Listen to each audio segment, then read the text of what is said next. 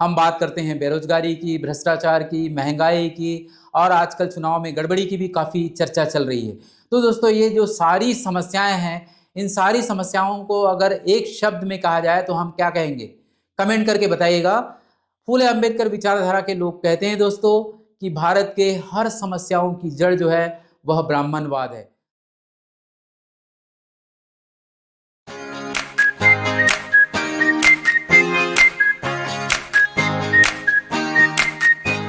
नमस्कार दोस्तों, आप देख रहे हैं सुकृति इंडिया, जहां हम समाज, संविधान और जनता के मुद्दों पर बात करते हैं। दोस्तों, भारत की समस्याओं पर हम अक्सर बात करते हैं। हम बात करते हैं बेरोजगारी की, भ्रष्टाचार की, महंगाई की और आजकल चुनाव में गड़बड़ी की भी काफ़ी चर्चा चल रही है। तो दोस्तों ये जो सारी समस्याएं हैं, इन सारी समस्याओं को अगर एक शब्द में कहा जाए तो हम क्या कहेंगे? कमेंट करके बताइएगा। फूले अम्बेडकर विचारधारा के लोग कहते हैं दोस्तों कि भारत के हर समस्याओं की जड़ जो है वह ब्राह्मणवाद है। अगर आप इतिहास का अध्ययन करेंगे दोस्तों तो आप पाएंगे कि भारत की धरती पर दो तरह की परंपराओं में हमेशा टकराव रहा है। एक ब्राह्मण परंपरा है दोस्तों और दूसरी श्रमण परंपरा।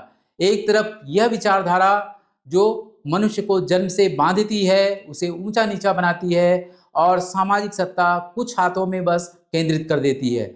और दूसरी तरफ वह परंपरा है दोस्तों जो सभी मनुष्य जो कहती है सभी मनुष्य बराबर है, तर्क, विज्ञान, करुणा और स्वतंत्रता ही सबसे बड़ा धर्म है। आज के वीडियो में दोस्तों इस ब्राह्मणवाद के मूल को समझेंगे, कैसे यह व्यवस्था हिंसा, दमन, जाति और पुरोहित तंत्र पर खड़ी है और कैसे इसने बौद्ध, जैन और श्रमण परंपराओं को कुचलने की कोशिश की है। दोस्तों शुरुआत करते हैं दोस्तों, ब्राह्मणवाद क्या है। सबसे पहले दोस्तों हमें यह समझना पड़ेगा कि ब्राह्मणवाद ब्राह्मण नहीं है। दोस्तों ब्राह्मणवाद एक विचारधारा है जिसमें जन्म को कर्म से बड़ा माना गया है, समाज को ऊंच नीच में बांटा गया है, धार्मिक ग्रंथों को सत्ता का आधार बनाया गया है और ज्ञान पर एक विशेष जाति का एकाधिकार स्थापित किया गया है। बाकी लोगों को सेवक, शूद्र, अस्पृश्य घोषित किया गया है। डॉक्टर अंबेडकर ने इसे भारत का सबसे बड़ा सामाजिक अन्याय कहा है। दोस्तों बात करते हैं दोस्तों फाउंडेशन की। ब्राह्मणवाद की नींव क्या है? हम सभी जानते हैं वर्ण व्यवस्था, चार वर्ण जिसकी हम बात करते हैं, ब्राह्मण, क्षत्रिय, वैश्य, शूद्र। लेकिन इन चार वर्णों के नीचे बनाया गया दोस्तों पांचवा वर्ण अस्पृश्यता, जिसे किसी शास्त्र ने लिखने की भी हिम्मत नहीं की, लेकिन समाज ने उसे कठोरता से लागू किया।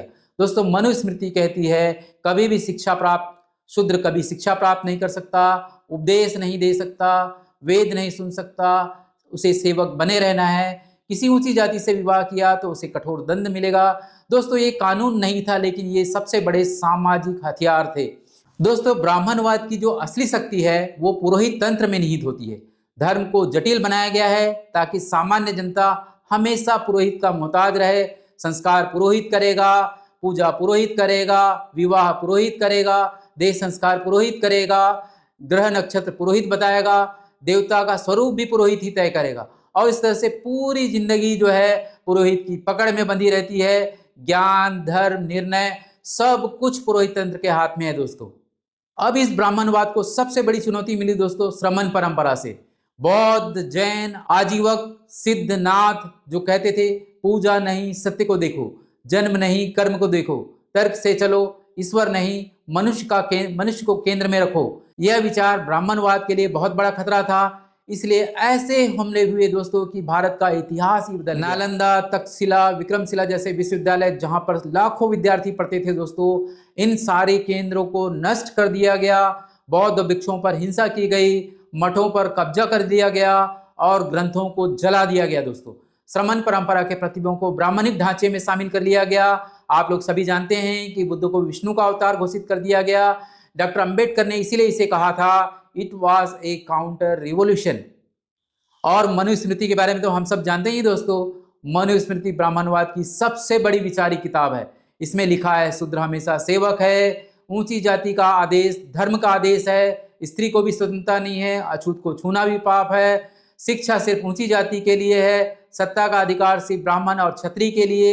ये नियम समाज को समानता से नहीं दमन से चलाने के लिए लिखे गए थे। दोस्तों मनुस्मृति ने जाति को धार्मिक वैधता दी, ऊंच नीच को पवित्र बनाया और सामाजिक क्रांति को असंभव कर दिया। ब्राह्मणवाद की वजह से भारत में पैदा हुआ अछूतपन, जाति विभाजन, महिला दमन, शिक्षा से वंचित कर दिया, जमीन का असमान बंटवारा हुआ, एक वर्ग के हाथों में शक्ति का केंद्रीकरण हो गया और ये सीधे सीधे दोस्तों मानवाधिकारों का उल्लंघन था। और दुख की बात यह है दोस्तों कि आज भी कई जगह इसका बहुत जबरदस्त प्रभाव है। और ये ब्राह्मणवाद का संघर्ष कोई नया नहीं है। इसीलिए फूले ने कहा था, शूद्र अतिशूद्रों को शिक्षा से वंचित करके ब्राह्मणवाद ने उन्हें मानसिक कैद करके रखा है। डॉक्टर अंबेडकर ने कहा था, जाति का उन्मूलन असंभव है जब तक ब्राह्मणवाद की विचारधारा को चुनौती नहीं दी जा सकती। पेरियार ने कहा था दोस्तों, ब्राह्मणवाद भारत को धर्म के नाम पर गुलाम बनाता है। इन तीनों ने मिलकर भारत में एक सामाजिक क्रांति की शुरुआत की, तर्क, समानता, न्याय और वैज्ञानिक सोच की शुरुआत की। आज भी दोस्तों स्कूलों में जाति, राजनीति में जाति, शादी ब्याह में जाति, मंदिरों के प्रबंधन में जाति, सरकारी नौकरियों पर जाति, भाषा, खान पान, रहन सहन पर जाति, यह सब उस ऐतिहासिक ब्राह्मणवादी ढांचे की विरासत है जिसने हजारों साल तक समाज को बांट कर रखा। अगर हमें भारत को मजबूत बनाना है दोस्तों, तो हमें ब्राह्मणवाद को नहीं श्रमणवाद को अपनाना पड़ेगा। सत्य की खोज करनी पड़ेगी, विज्ञान का सम्मान करना पड़ेगा, करुणा, तर्क, समानता, मानवता, यही बुद्ध का मार्ग है, यही डॉक्टर अंबेडकर का मार्ग है, यही उन संविधान निर्माताओं के द्वारा दिखाया गया रास्ता है और यही दोस्तों संविधान की विचारधारा है। अगर संविधान को बचाना है तो हमें इस मार्ग पर चलना ही पड़ेगा। आपको यह वीडियो कैसा लगा कमेंट करके बताइएगा, क्योंकि यह संघर्ष सिर्फ सत्ता का नहीं है दोस्तों, सोच का है, संस्कृति का है, मनुष्य की गरिमा का विषय है। अगले वीडियो में दोस्तों हम बात करेंगे आज़ादी के बाद ब्राह्मणवाद किस तरह से कायम रहा। तो मिलते हैं दोस्तों अगले वीडियो में। जय संविधान, जय भारत, नमस्कार, थैंक यू वेरी मच।